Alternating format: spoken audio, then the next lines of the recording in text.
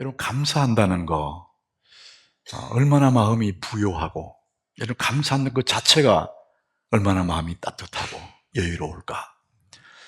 우리 오늘 맥주 감사주를 맞이해서 저는 이 감사란 은혜에 대한 반응이다, 응답이다, 이렇게 적었습니다. 근데 어떤 응답이냐? 아름다운 반응이에요. 하나님의 그 은혜에 대해서 내가 아름답게 응답하고 반응하는 것, 이것이 진정한 감사가 아닐까 싶어요. 여러분, 행복한 사람은 감사하는 사람입니다. 반대로 불행한 사람은 불평하는 사람이에요. 여러분, 너무나 명확합니다. 아무리 많은 것을 소유하고 좋은 환경에 산다 할지라도 감사하지 않으면 그 모든 환경이 내 것이 되지 않죠. 여러분, 감사하는 사람, 이 사람이 진정 행복한 사람입니다.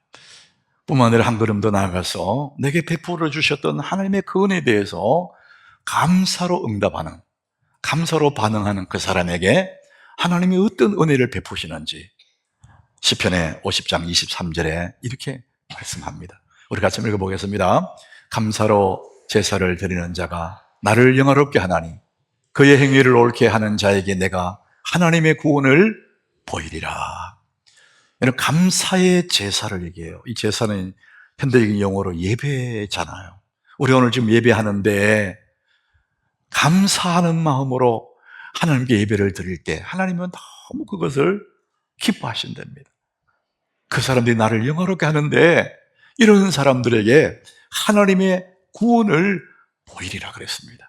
여러분, 오늘 이 예배가 진정한 감사 예배가 되기를 축복합니다. 이 감사라는 것은 하나님의 은혜에 대한 아름다운 응답이에요. 하나님이 그 예배를 너무 기뻐하시고 그런 사람에게 하나님의 영광을 보이시겠다, 이렇게 말씀합니다. 우리가 예배를 드리지만 감사하는 마음으로 드릴 때 하나님의 영광을 갈 수 있다, 이렇게 말씀합니다. 자, 오늘 우리 함께 나눌 이 신명기의 말씀은 이스라엘 백성들이 약속의 땅 가나안에 들어가기 직전에 모세가 설교한 긴 설교입니다. 이 신명기가 이들이 40년 광야 생활을 지나서 매일매일 만나를 먹어요. 물 없는 광야를 지나갈 때 하나님이 반석을 쳐서 물을 먹이셨습니다. 길 없는 광야에 구름기둥으로, 불기둥으로 이들을 이끌어 가시고 옷과 신발이 헤이지 않았다. 40년 동안 옷을 입었는데 신발을 신었는데 헤어지지 않았다. 너무나 신비로운 이런 은혜로 하나님 이들을 이끌어 가셨습니다. 이제는 곧 젖과 꿀이 흐르는 가나안 땅, 꿈에도 그리던 가나안 땅에 곧 들어가게 될 거예요. 이들이 가게 되는 가나안 땅은 이 광야와는 비교할 수 없을 만큼 좋은 환경입니다. 이제는 곧 크게 들어가게 돼요.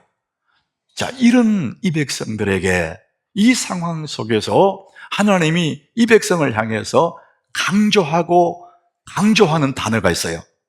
하나님이 반복하여 강조하시는 것이 뭐냐? 자, 우리 오늘 11절 한번 보십시오. 하나님이 뭘 강조하실까? 내가 오늘 네게 명하는 여호와의 명령과 법도와 규례를 지키지 아니하고 네 하나님 여호와를 잊어버리지 않도록 삼갈지어다. 네게 베풀었던 이 모든 하나님의 은혜를 잊지 않도록 가슴에 새겨야 된다. 하나님 이것을 강조하시는 겁니다. 14절에도 같은 말씀하세요. 우리 같이 한번 읽어보겠습니다. 네 마음이 교만하여 네 하나님 여호와를 잊어버릴까 염려하노라. 하나님의 염려가 뭐냐면은 하나님 여호와를 잊어버릴까 봐. 사람이 좀 그런 것 같아요. 잘 잊어요. 그래서 하나님이 그 좋은 땅에 가서 이제는 평안하게 살게 될 그때에 너희들이 꼭 기억해라. 그것은 하나님의 은혜였다고. 그거 잊어버릴까 봐 하나님 염려하신대요. 18절에도 하나님 반복해서 말씀하십니다. 내 하나님 여호와를 기억해라. 그가 네게 재물 얻을 능력을 주셨습니다. 너 많이 가졌다고 해서 자랑할 거 없어. 하나님이 그 얻을 능력을 줬기 때문에, 그래서 네 하나님 여호와를 기억해라. 하나님을 잊지 마라, 하나님을 기억하라, 이 말씀을 계속해서 강조하십니다. 왜 하나님 이렇게 말씀하셨느냐? 사람은 너무 쉽게 은혜를 잊어버립니다. 안 좋은 것은 오래 기억하고 좋은 것은 금방 잊어버립니다. 이게 인간이 죄인이기 때문에 그렇습니다. 여러분들도 아마 살아오면서 많이 경험했을 거예요. 죄인이라서 내게 잘해준 거는 금방 잊어버려요. 근데 나에게 섭섭하게 한 것은요, 오래 기억하는 거. 죄인이라서 그래요. 하나님이 지금 너 잊지 마라, 기억하라 하신 이유가 있습니다. 배가 부르면은 하나님 베푸신 은혜는 다 잊어버리는 거예요. 로마서 1장 21절에 인간 됨됨이를 설명합니다. 하나님을 알되, 우리 하나님 다 알잖아요, 믿고. 그런데 하나님을 영화롭게 않는 거예요. 감사하지도 않아요. 오히려 그 생각이 허망하여서 미련한 마음이 어두워졌대요. 생각이 허망해지고 마음이 미련해져서 어두워져가지고 하나님 은혜를 다 잊어버린다는 거예요. 이게 인간의 본성, 죄성이에요. 죄인이기 때문에 좋은 은혜를 다 잊어버립니다. 그러니까 너 기억해야 돼, 잊지 마라, 이렇게 말하는 거예요. 왜 하나님이 이렇게 잊지 말라고 하시느냐? 여러분, 하나님을, 은혜를 잊어버리면 어떻게 되느냐 하면 하나님을 잃어버리는 거예요. 그러니까 하나님이 잊지 말라는 거예요. 하나님 은혜를 잊어버렸다, 그 말은 하나님을 잃어버리기가 똑같아요. 여러분, 하나님 잃어버리면 어떻게 됩니까? 인생 자체가 무의미한 겁니다. 그 인생은 허무한 거예요. 무너지는 겁니다. 오늘 보면 19절에 이렇게 말씀합니다. 우리 같이 읽어봅니다. 네가 만일 네 하나님 여호와를 잊어버리고 다른 신들을 따라 그들을 섬기며 그들에게 절하면 내가 너에게 증거하노니 너희가 반드시 멸망할 것이라. 네가 만약 하나님 은혜를 잊어버리면 가나안 땅에 들어가서 그 사람들의 문화에 젖어들어서 하나님 믿고 편안하게 그렇게 살아가고 하나님 잊어버린다면 내가 너희에게 증거하노니 너희가 반드시 멸망할 것이라. 인생 자체가 서서히 무너진다, 이렇게 말씀합니다. 사랑하는 여러분, 불행한 사람은 없는 사람이 아니고, 불행한 사람은 몸이 약한 사람이 아니고, 정말 불행한 사람은 하나님의 은혜를 잊어버린 사람이에요. 여러분, 은혜를 기억하시기 바랍니다. 하나님의 은혜를 기억하면서 그렇게 살아라고 본문은 계속해서 거듭거듭 강조합니다. 우리 18절을 우리 같이 한번 읽어보겠습니다. 내 하나님 여호와를 기억하라.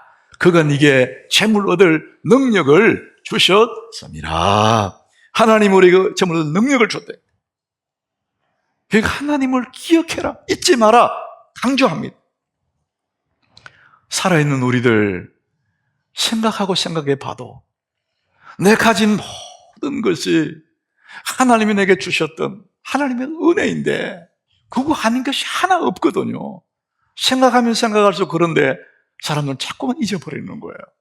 고린도전서 4장 7절에 이렇게 말합니다. 우리 같이 읽어보겠습니다. 누가 너를 남달리 구별하였느냐? 네게 있는 것 중에 받지 않은 것이 무엇이냐? 네가 받았은즉 어찌하여 받지 않은 것 같이 자랑하느냐? 사람이 꼭 이렇게 사는 거예요.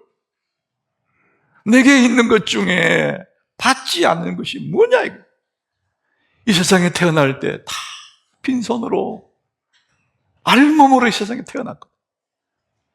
근데 지금 옷도 있고 먹을 것도 있고 주변에 이웃도 있고 네게 있는 것 중에 받지 않는 것이 무엇이냐? 네가 다 하나님께로 받았는데 어찌하여 받지 않은 것처럼 자랑하느냐? 이렇게 말씀합니다. 저도 문득문득 삶의 뒤안길을 돌아보면 참 하나님의 손길이 느껴져요.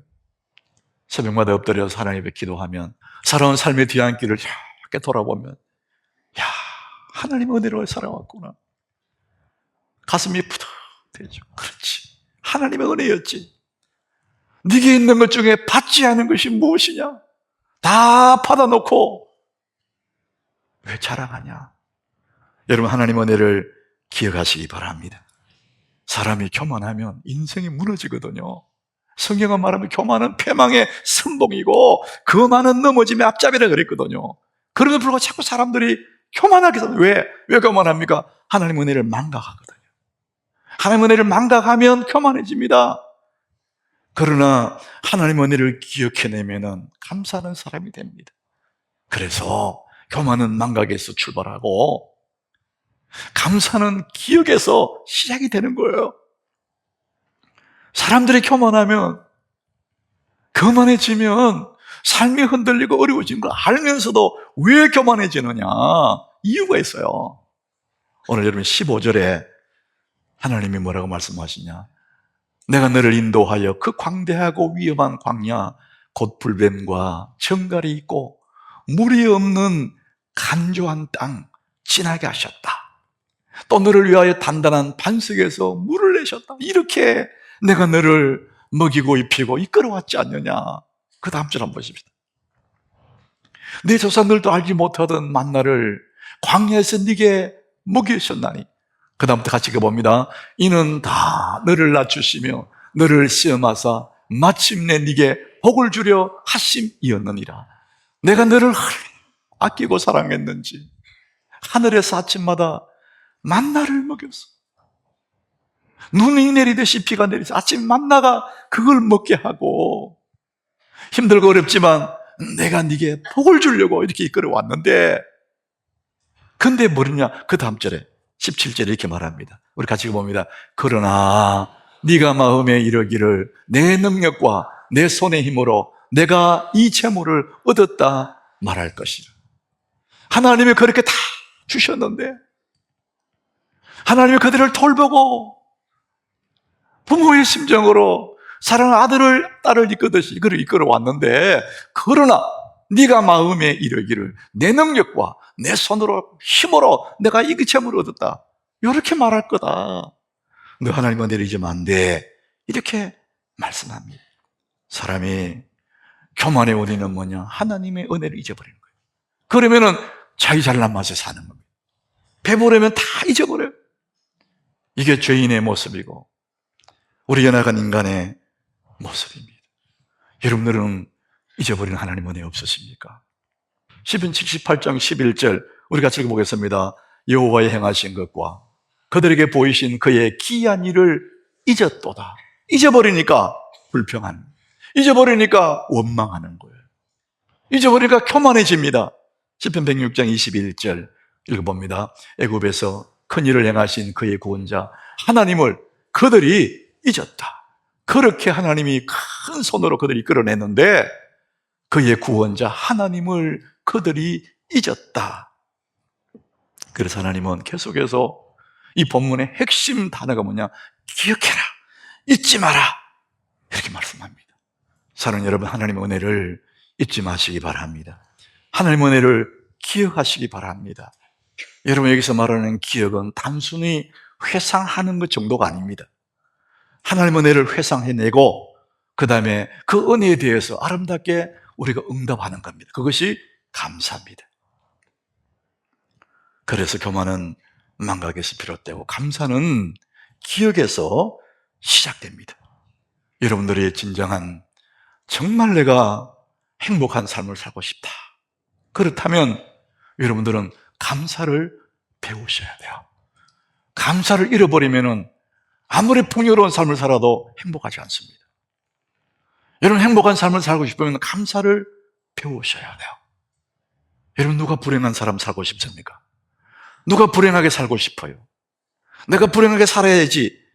그렇게 마음 안 먹어도 저절로 불행해지는 길이 있습니다. 원망하고 불평하면 나도 모르게 불행의 길로 가는 겁니다. 저는 머릿속으로 그림이 그려지더라고요.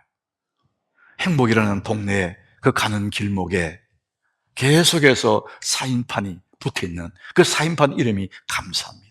감사가 제가 또 감사 따라 계속 가면 어디 가느냐? 행복 동네에 도착합니다. 그러나 불행 동네 가는 길은 원망, 불평입니다. 나도 모르게 원망하고 불평, 자꾸 그 길로 가는 것입니다. 여러분, 행복을 원하시면 감사를 배우시기를 축복합니다. 하나님 오늘 핵심적으로 그 말씀을 하는 거예요. 감사는 행복의 문을 열고 불평은 불행의 문을 여는 거예요. 틀림없습니다, 여러분. 자, 그러면은 여러분, 우리가 다 감사하고 싶죠. 그런데 어떻게 하면 감사할 수 있을까? 저는 우리 예수님 하신 말씀에서 힌트를 좀 얻었습니다. 누가복음 6장 45절에 예수님 말씀이에요. 우리 같이 한번 읽어보겠습니다. 선한 사람은 마음에 쌓은 선에서 선을 내고 악한 자는 그 쌓은 악에서 악을 내나니 이는 마음에 가득한 것을 입으로 말함이니라. 사람이 그런 존재라는 거예요. 마음이라는 이 창고가 있어요. 이 창고에 쌓여 있는 대로 입으로 내놓는 겁니다. 그 마음의 창고에 선이 가득 쌓여 있으면 입으로 털 밝은 말들이 나와요. 근데 그 마음의 곳간에 악한 것들이 차곡차곡 쌓여 있어요. 더러운 것들이 쌓여 있어요. 그러면은 그 쌓여 있는 것들이 입으로 말하게 되는 거예요. 쌓아둔 것을 입으로 말하게 된다. 걱정, 근심이 많이 쌓여 있으면 당연히 한숨이 나오죠. 여러분, 우리 생활 속에서 마일리지 적립이라는 얘기 하잖아요. 마트에 가서 마일리지를 적립하면 그것은 나중에 큰일을 할 수 있고, 비행기 마일리지 잘 적립하면 나중에 업그레이드 할 수 있고, 저는 열심히 그래서 비행기 마일리지를 차곡차곡 모읍니다. 작은 거지만 모아놓으면 큰 힘을 발휘하는 거거든요. 그처럼 우리 삶에 스트레스, 과로 이런 것들이 쌓이면 몸이 어려워집니다. 미움과 욕심, 원망과 불평 이런 것들이 내 마음의 곳간에 자꾸 쌓여가잖아요. 내 삶이 흔들립니다. 메말라지고 점점 무너져 내립니다. 그래서 힘든 겁니다. 그러나 누적될수록 좋은 것이 있습니다. 기도와 감사입니다. 성경을 읽어보면 기도와 감사는 항상 짝입니다. 짝. 기도하고 감사하고, 감사하고 기도하고. 이 감사와 기도가 누적되면 우리의 삶이 열리기 시작합니다. 이게 누적될수록 내 삶에 활기를 찾게 됩니다. 하나님의 은혜가 쌓여가고 축복이 쌓여가고, 그래서 기도와 감사를 내 삶에 누적시켜 가면은 이것이 큰 힘을 발휘합니다. 여러분, 새벽에 나와서 기도하는 사람과 안 하는 사람 별 차이가 없는 것 같아요. 왜냐하면 작기 때문에. 그런데 이것이 계속 누적되잖아요.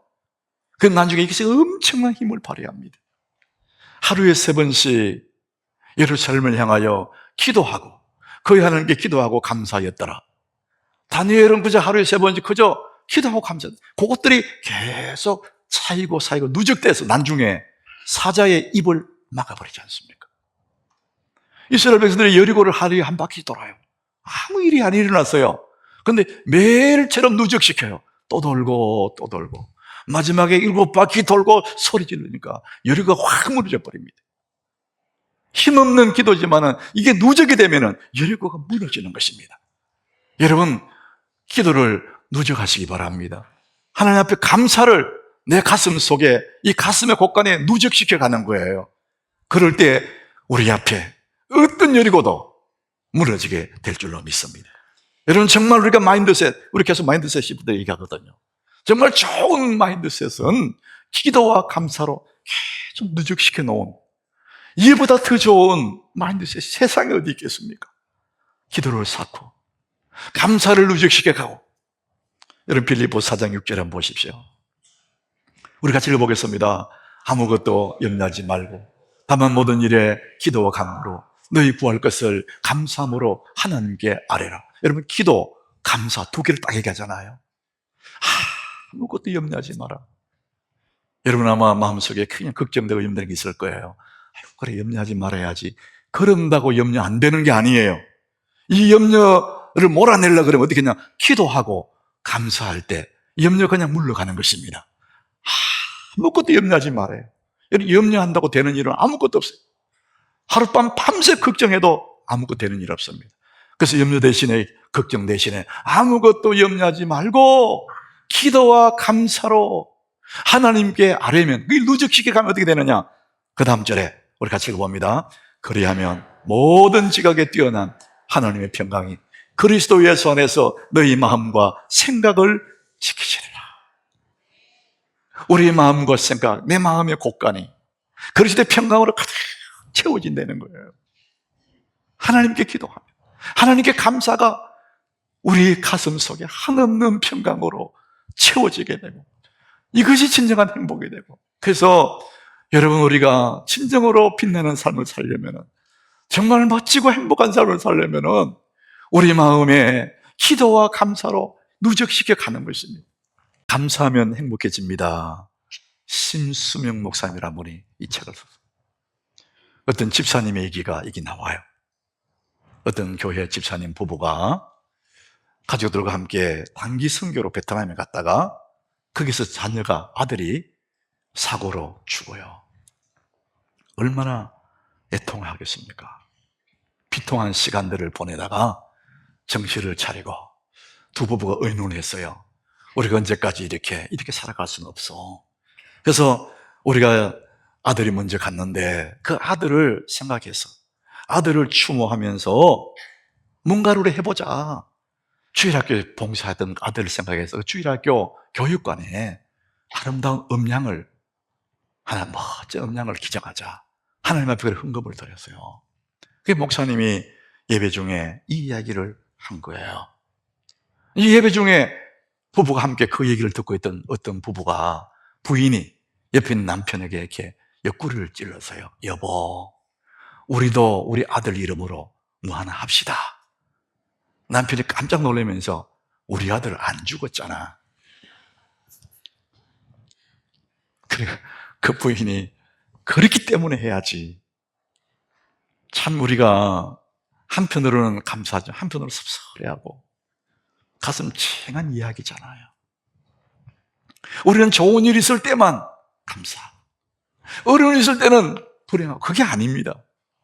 성경은 뭐라 그러느냐? 로마서 14장 8절에 이렇게 말씀합니다. 우리 같이 봅니다.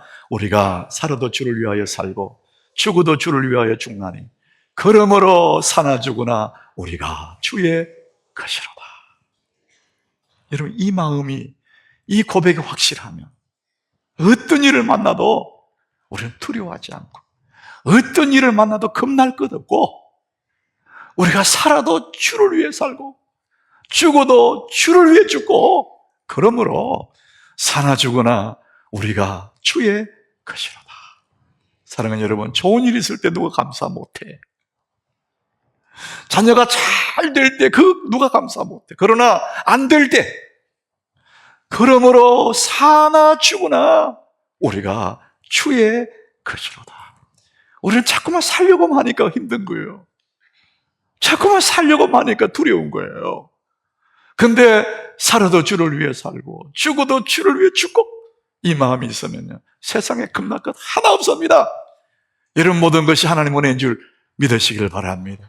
우리 하나님은 너무나 좋으신 분이에요. 시편 146장 1절에 하나님이 어떤 분이시를 말합니다. 우리 같이 봅니다. 여호와께 감사하라. 그는 선하시며 그 인자하심이 영원하미로다. 그의 인자하심은 영원하기에, 이걸 생각하면 감사하지 않을 수가 없어요. 여호와께 감사하라. 여러분, 우리 오늘 맥주 감사주일인데 왜 지금 맥주 감사주일을 지키느냐? 지나간 반년을 하나님 앞에 감사하는 거예요. 살아갈 또 반년을 믿음으로 또 감사하는, 그래서 딱 중간에 감사의 절기를 주셨어요. 감사는 은혜에 대한 아름다운 응답입니다. 우리의 삶을 다 살고 내 인생의 마지막 언덕에 서서 내 살아온 날을 쫙 돌아볼 때, 그때 우리의 입술에 하나님이 나를 이곳까지 인도하셨군요, 하나님의 은혜입니다, 그런 고백할 수 있는 사람에게 천국의 문이 열릴 줄로 믿습니다. 지나온 날들을 감사하는 사람에게 앞으로의 은혜도 하나님이 우리를 이끌어 가실 줄로 믿습니다. 여러분, 감사는 은혜에 대한 아름다운 응답입니다.